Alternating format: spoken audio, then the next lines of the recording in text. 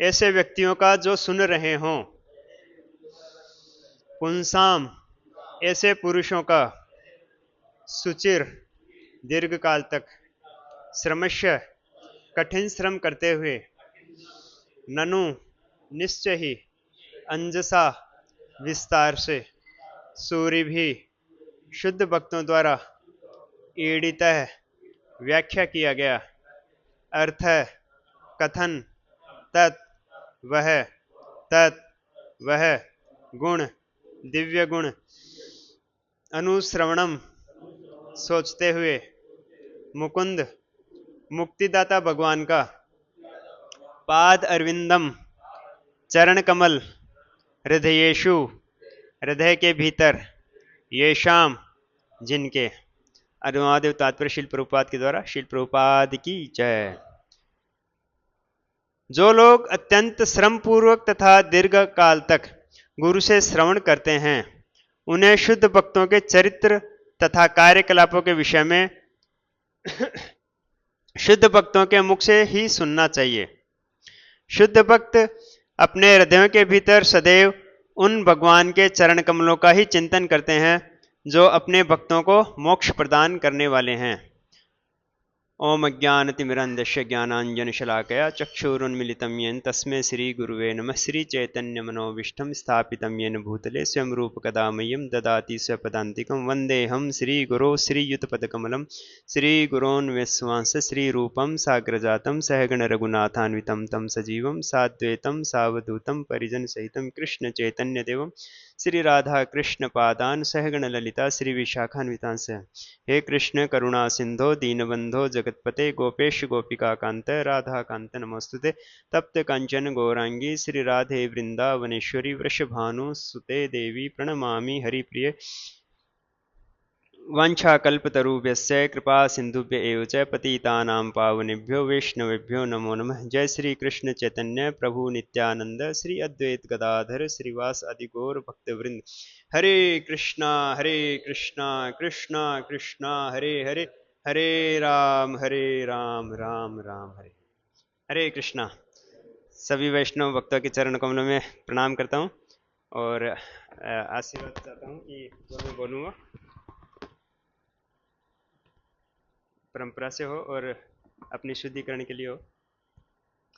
तो ये जो अध्याय भी एक दो दिन पहले चालू हुआ है कि भगवान वराह का प्राकट्य है, तो ये तीसरे स्कंद में ये भगवान वराह के बारे में बहुत लंबा चलेगा। अभी ये कैसे अभी बताएंगे कि कैसे वो हिरण्याक्ष और हिरण्यकशिप का जन्म होता है, किस कारण से भगवान वराह प्रकट हुए हैं और कैसे प्रकट हुए हैं, पूरी ये अभी लंबी श्रृंखला चलेगी।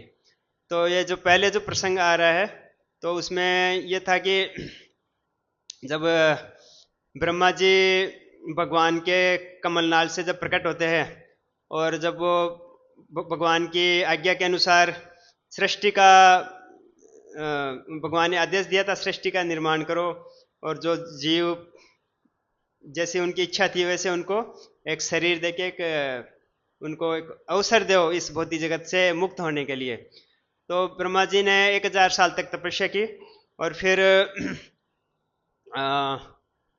उन्होंने भगवान की इच्छा के अनुसार सृष्टि का निर्माण करने के प्रयास किया। तो उन्होंने सबसे पहले 4 कुमार को प्रकट किया था, जो आपने पिछले अध्याय में देखा होगा। 4 कुमार जो सनक, सनातन, सनंदन, सनत कुमार, तो उन्होंने मना कर दिया कि हम सृष्टि के बढ़ाने में हम सहयोग नहीं करेंगे, हम तो भजन करेंगे। तो वो ब्रह्मा जी को अच्छा नहीं लगा, कोई बात नहीं। फिर रुद्र को प्रकट किया, तो रुद्र के साथ में भूत प्रेत पिशाच वगैरह भी थे जो सृष्टि में उत्पात वगैरह हो रहे थे। तो ब्रह्मा जी संतुष्ट नहीं हुए इस सृष्टि से। फिर उन्होंने एक मनु और शत्रुपा को प्रकट किया, अपने दाएं भाग से स्वयंभू मनु को और वाम भाग से शत्रुपा को। तो वो भगवान के सामने प्रकट हो गए और प्रार्थना करते हैं ब्रह्मा जी के सामने कि पिताश्री हमको बताइए हमको क्या आदेश है। तो वो प्रसन्न हुए ब्रह्मा जी और उनको बताया कि सृष्टि का ऐसा विस्तार करना है। तो उन्होंने बड़े व्यवस्थित ढंग से फिर वो सृष्टि का निर्माण चालू किया और ब्रह्मा जी भी प्रसन्न थे उस विस्तार से। वो पिछले अध्याय में हमने ये देखा। फिर उसमें ये आता था कि स्वयंभू मनु और शत्रुपा से 5 संतानें जन्म लेती है। 5 संतानों में 2 तो पुत्र होते हैं, 3 पुत्रियां होती है।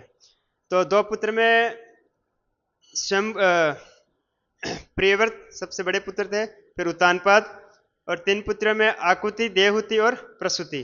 ये 5 संतान थे। तो पांचों की ही सृष्टि आगे कैसे विस्तार करेगी उसके बारे में पूरा ये कई स्कंद चलेंगे अभी, कि जैसे प्रियव्रत के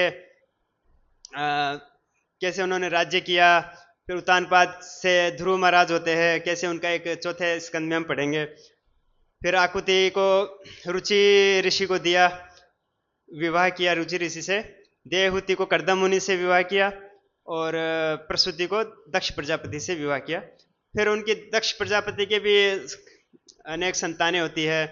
तो पहले तो वो 10,000 पुत्र उन्होंने किए और सृष्टि निर्माण करने के लिए पहले तपस्या करने के लिए भेजते हैं। फिर वो नारद जी उनको दक्ष प्रजापति के कार्य में अवरोध आ जाते हैं, अवरोध कर देते हैं।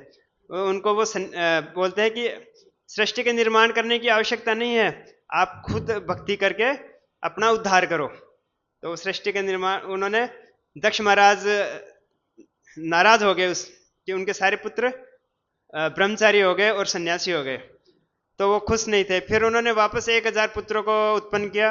वापस नारद जी आ गए और उनको बोले कि तुम्हारे बड़े भाई सब आत्मकल्याण के लिए तपस्या करके मुक्त हो गए हैं, तुम भी उसी मार्ग पे जाना चाहिए। तो उन्होंने वहाँ उनको भी वापस घर नहीं जाने दिया और भक्ति में लगा दिया। तो दक्ष प्रजापति बहुत गुस्सा हो गए और इस बार नारद जी को भला बुरा कहा बहुत। और फिर उन्होंने कहा कि उन्होंने सोचा दक्ष प्रजापति ने कि मेरे को पुत्रियां उत्पन्न करनी चाहिए, क्योंकि पुत्रियों को संन्यास का अनुमति नहीं है।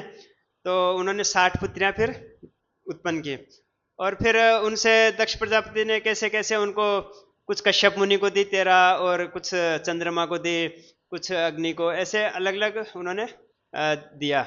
और फिर उनकी संतानों से कैसे और संतानें हुई, ऐसे हम सृष्टि के ये आगे हम कई स्कंदों में देखेंगे। तो ये से विस्तार होते हैं ये, क्योंकि ये ब्रह्मा, इनको समझना क्यों जरूरी है, क्योंकि ये स्वयं भगवान से चली आ रही है। भगवान से ब्रह्मा जी हुए, ब्रह्मा जी से स्वयंभू मनु हुए, स्वयंभू मनु से ध्रुव महाराज और उनकी संतानें।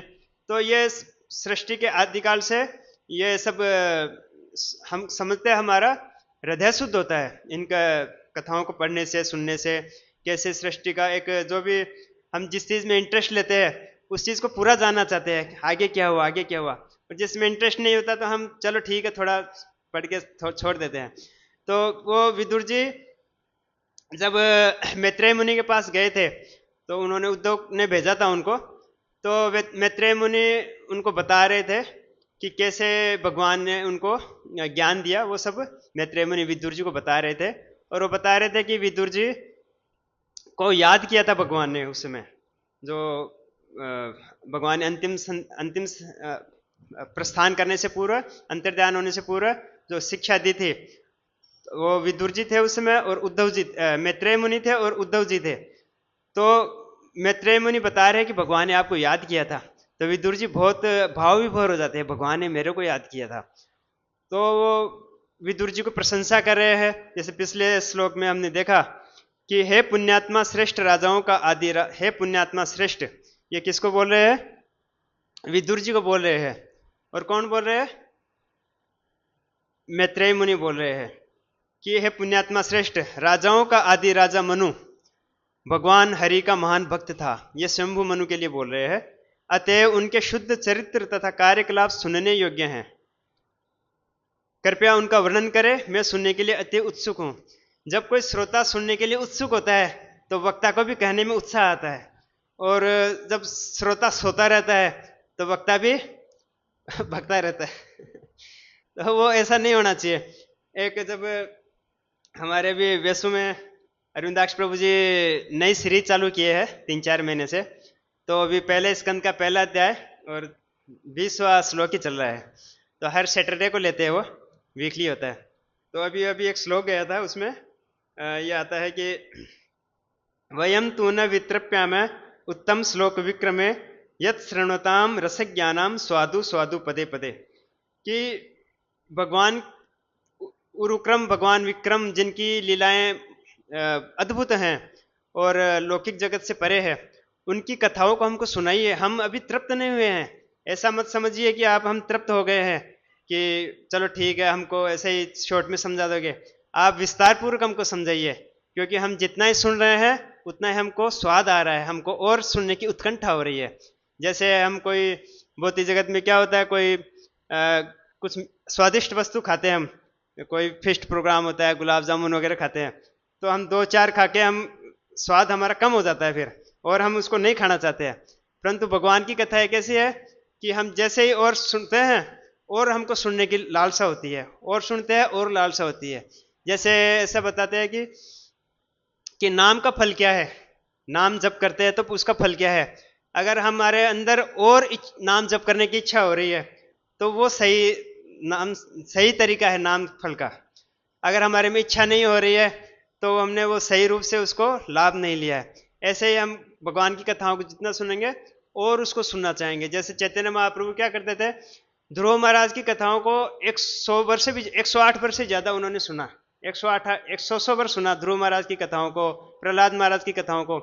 तो ऐसा जो शुद्ध भक्त होगा वो एक बार सुन के तृप्त नहीं हो जाएगा, वो बार बार उसको सुनने की इच्छा करता है। ऐसे ही वो विदुर जी कह रहे हैं मैत्रेय मुनि से कि आप हमको और सुनाइए कि कुछ बाकी नहीं रह जाए।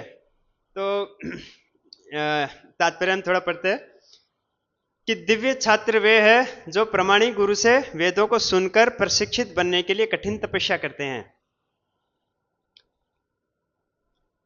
उन्हें न केवल भगवान के कार्यकलापों के बारे में सुनना चाहिए, अपितु उन भक्तों के भी दिव्य गुणों के विषय में सुनना चाहिए जो अपने हृदय के भीतर निरंतर भगवान के चरण कमलों का चिंतन करते रहते हैं।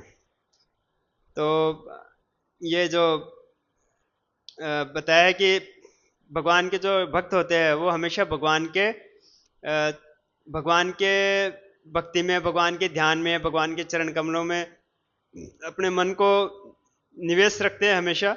जैसा प्रेमांजन छुरित भक्ति विलोचनेन संत सदैव हृदयेषु विलोकयन्ति यम श्याम सुंदरम चिंत्य गुण स्वरूपम गोविंदमादि पुरुषम तमहम भजामि। तो भगवान के जो ध्यान में, भगवान की जो भक्ति में लीन है, ऐसे महात्माओं का वर्णन भी सुनना हृदय को शुद्ध करता है। जैसे हम प्रभुपाद जी की कथाएं सुनते हैं, प्रभुपाद जी के जो लीलामृत है उनसे कुछ पढ़ते हैं, सुनते हैं, तो भगवान की कथाएं तो शुद्ध करने वाली हैं, उनके भक्तों की कथाएं भी शुद्ध करती है। जो शुद्ध भक्त हैं तो हमारा हृदय शुद्ध होता है उससे, तो उनसे कम नहीं है, भगवान की कथाओं से कम नहीं आका गया उनको। तो भागवतम में क्या है, भगवान की कथाएं हैं, साथ गीता में क्या है, भगवान ने जो कहा है वो है, और भागवतम में है भगवान और उनके भक्तों की कथाएं हैं। तो कथाओं के बीच साथ में फिलोसफी दी हुई है ताकि हम ये रुचिपूर्वक बनता है ये। तो भगवान के जो शुद्ध भक्त है, प्रहलाद महाराज है, ध्रुव महाराज है, अम्बरीश महाराज है, परीक्षित महाराज है, अनेकों अनेक कथाओं से शुद्ध भक्तों से भरा पड़ा है, भरत महाराज है। तो उनकी कथाएं पढ़ने से हमारे अंदर जो उनके जो भाव है वो प्रकट होते हैं, सुप्त प्रेम प्रकट होता है, वो भगवान से आकर्षण पैदा होता है, क्योंकि ये अमल पुराण है। और जो भौतिक जगत से में जो भी जो अन्य अन्य ग्रंथ हैं जो भगवान की शुद्ध भक्त, क्योंकि जब नारद जी आए थे व्यासदेव जी के पास, तो व्यासदेव जी ने कहा कि मेरे को तृप्ति नहीं हो रही है, इतने ग्रंथ लिख दिए, वेद लिख दिए, पुराण लिख दिए, उपनिषद लिख दिए, परंतु मेरे को संतुष्टि नहीं हो रही है। तब नारद जी ने उनको कहा कि आपने अभी तक वो सब लिखा है जो पहले से ही जो लोगों में जो धर्म अर्थ और काम मोक्ष के बारे में लिखा है कि ग्रेजुअली आप धर्म करो, अपने अर्थ कमाओ, उससे अपनी इच्छाओं की पूर्ति करो, फिर संतुष्ट हो जाओ तो फिर आप मोक्ष के लिए प्रयास करो। तो वो उससे पहले से ही आपने वो सकाम कर्म में लगे हुए सब लोग, अपनी इंद्रिय तृप्ति में लगे हुए, उसको और बढ़ावा मिल रहा है वो सब चीज़ों से। तो लोगों को इतना ज्ञान नहीं है कि वो वेदों का जो उद्देश्य है कि वेदेश सर्वैर अहमेव वेद्य, तो वो भगवान को जानने के लिए वेद है, तो वो उसमें से नहीं निकाल पाएंगे। तो आप प्रचुर मात्रा में भगवान की भक्ति के बारे में लिखो, तब संतुष्टि होगी। तब व्यासदेव जी ने ये श्रीमद् भागवतम की रचना की कि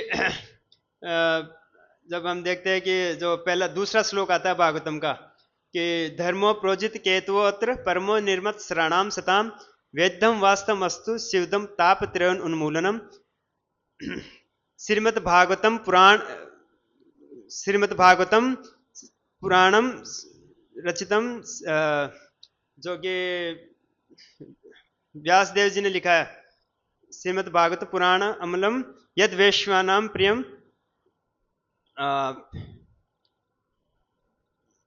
सद्धो रधि अवरुद्धते अत्र सुश्रभि पुष्कलाभि तत्क्षणात्, कि ये व्यासदेव जी का लिखा हुआ ग्रंथ है।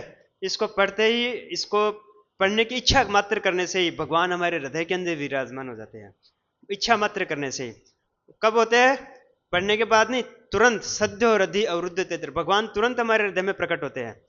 तो भागवतम ऐसा पुराण है कि जो भी भगवान की भक्ति में लगा हुआ है, जो भी भगवान से प्रेम करता है, तो भागवतम कम से कम आधा घंटा, जैसे सभी आचार्य इस पे जोर देते हैं, प्रभुपाद जी जोर देते हैं, गुरु महाराज जोर देते हैं, तो आधा घंटा पौन घंटा तो कम से कम हमको इसका अध्ययन जरूर करना चाहिए।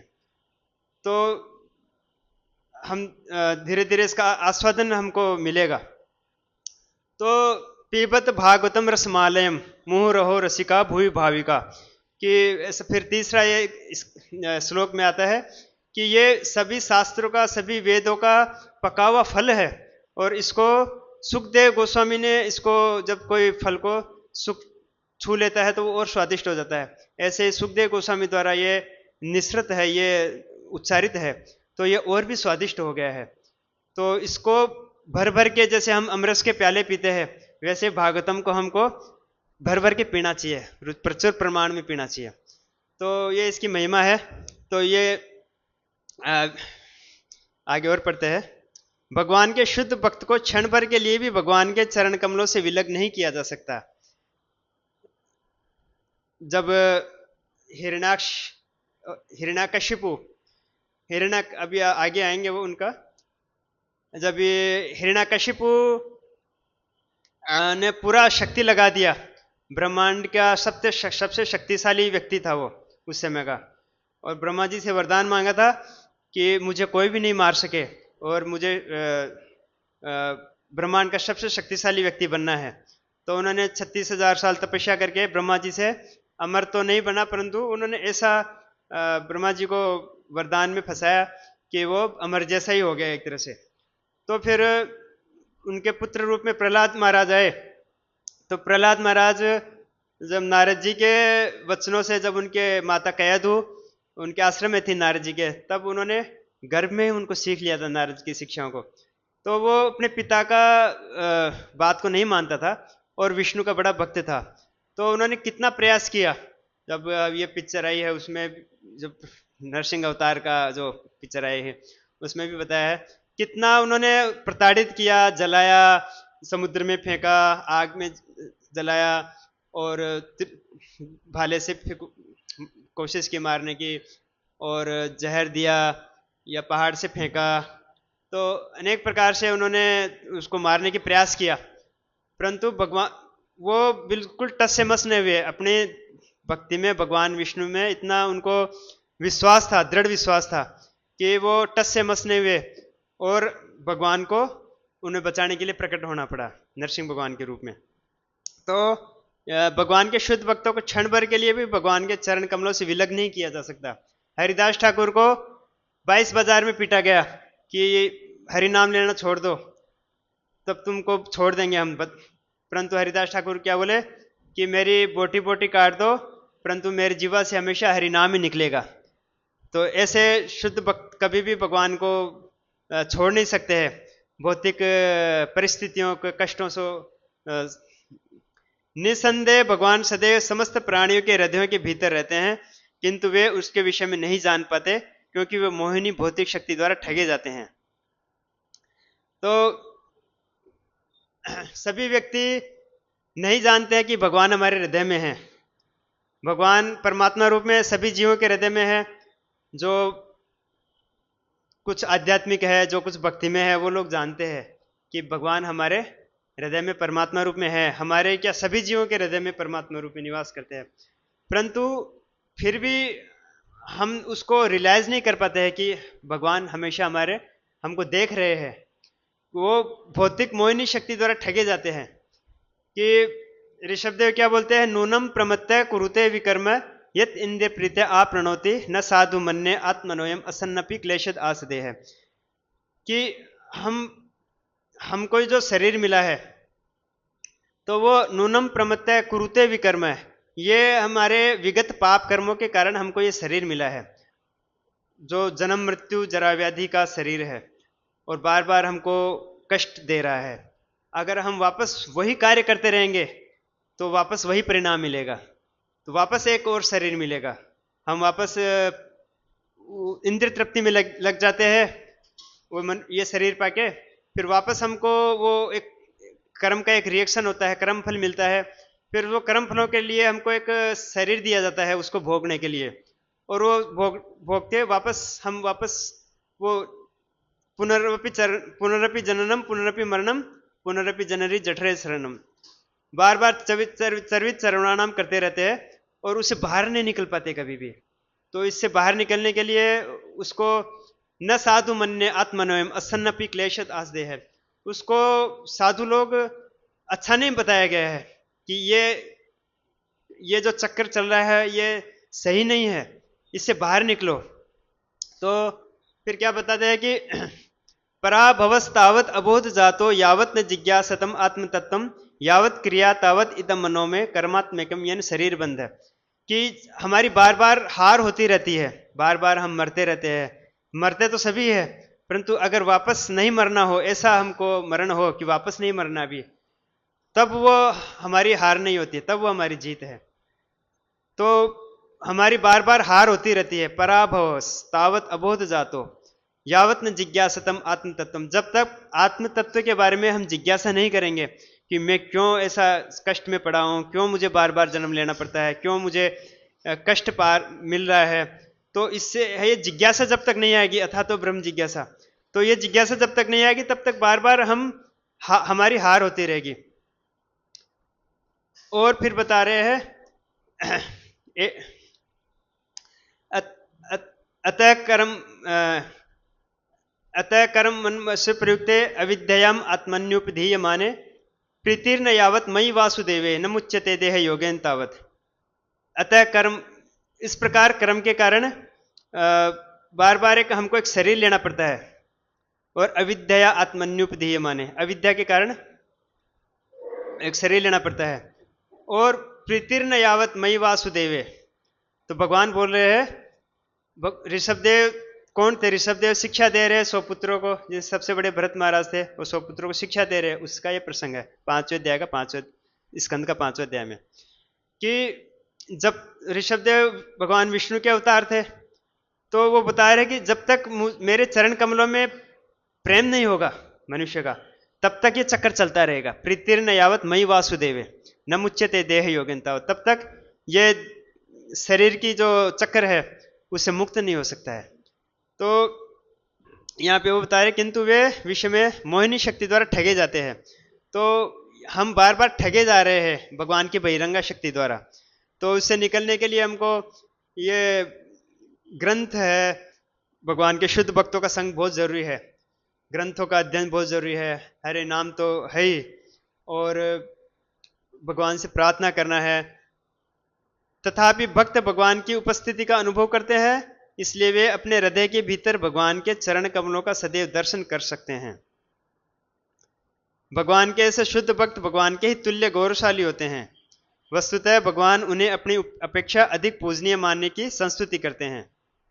तो भगवान बताते हैं कि मेरे भक्तों की पूजा मुझसे भी बड़ी है, महत सेवा द्वारम आहुर विमुक्ति है, कि मेरी पूजा, अब हम गुरुअष्टक में यही गाते हैं, गुरु की प्रशंसा करते हैं तो भगवान प्रसन्न होते हैं। पहले जब हम नए नए आए थे भक्ति में तो हमको बहुत प्रसन्न रहता था ये, कि हम गुरु की आरती क्यों गा रहे हैं, भगवान मंगला आरती तो भगवान की कर रहे हैं, तो गुरु की प्रशंसा क्यों कर रहे हैं, उसमें गुरुअष्टक क्यों गा रहे हैं। बाद में धीरे धीरे मालूम पड़ा कि भगवान प्रसन्न होते हैं, गुरु की जो गुणानुवर्णन करने से भगवान बहुत प्रसन्न होते हैं। भक्त की पूजा भगवान की पूजा से अधिक शक्तिमान है, इसलिए दिव्य छात्रों का कर्तव्य है कि वे शुद्ध भक्तों के बारे में उसी रूप में सुने जिस तरह भगवान के वैसे ही भक्तों द्वारा बतलाया गया हो। तो ये बता रहे हैं प्रभुपाद जी कि भगवान के शुद्ध भक्तों के द्वारा हमको सुनना चाहिए, ना कि जब सनातन गोस्वामी बता रहे हैं कि श्रणम नेव कर्तव्यम, वो एक श्लोक आता है वो कि अवैष्णवद मुखोदगीर्णम पूतम हरि कथामृतम श्रणम नेव कर्तव्यम सर्पोशिष्टम यथापयम, कि जो सर्प जिस दूध को छू लेता है वो पीने लायक नहीं रहता है, ऐसे ही जो भगवान का शुद्ध भक्त नहीं है और गुरु परंपरा से नहीं है तो उनसे नहीं सुनना चाहिए, क्योंकि उनका जो कंसेप्ट क्लियर नहीं होते कि लास्ट वो कई कथाकार क्या करते हैं कि भगवान की अच्छी अच्छी कथाएं कहेंगे, फिर लास्ट में कहेंगे तुम स्वयं भगवान हो सकते हो, तुम स्वयं भगवान हो, ऐसा बोल देते हैं, आत्मा सो परमात्मा नर नारायण। तो वो फिर सब मटियामेट हो जाता है, सब वो जहरीला हो जाता है वो सुनना। तो चैतन्य महाप्रभु ने भी कहा कि मायावादी भाष्य सुन ले है सर्वनाश। तो इसलिए हमको बार बार में सावधान किया जाता है कि हमको इधर उधर नहीं सुनना चाहिए, नहीं तो हमारी भक्ति सारी मेहनत खराब हो जाती है, जो भक्ति में हमने प्रयास किया वो सब नष्ट हो जाता है। तो शुद्ध भक्तों से सुने, गुरु परंपरा से सुने। हालांकि कोई ऐसा भी भक्त हो सकता है नया नया दीक्षित भक्त है या उसको ज़्यादा अनुभव नहीं है, परंतु वो अगर भगवान के बारे में बोल रहा है और भगवान परंपरा से बोल रहा है और भागवतम से बोल रहा है तो वो सुनने योग्य है, ऐसा आचार्य लोग कहते हैं। इस जिस तरह, क्योंकि कोई तब तक भगवान या उनके भक्त के विषय में कुछ नहीं बतला सकता जब तक वह स्वयं शुद्ध न हो ले। तो भगवान के बारे में बोलना कोई साधारण बात नहीं है, क्योंकि भगवान स्वयं उनके कुछ कोई जान नहीं सकता है उनकी महिमाओं को और भगवान के भक्तों की महिमाओं को।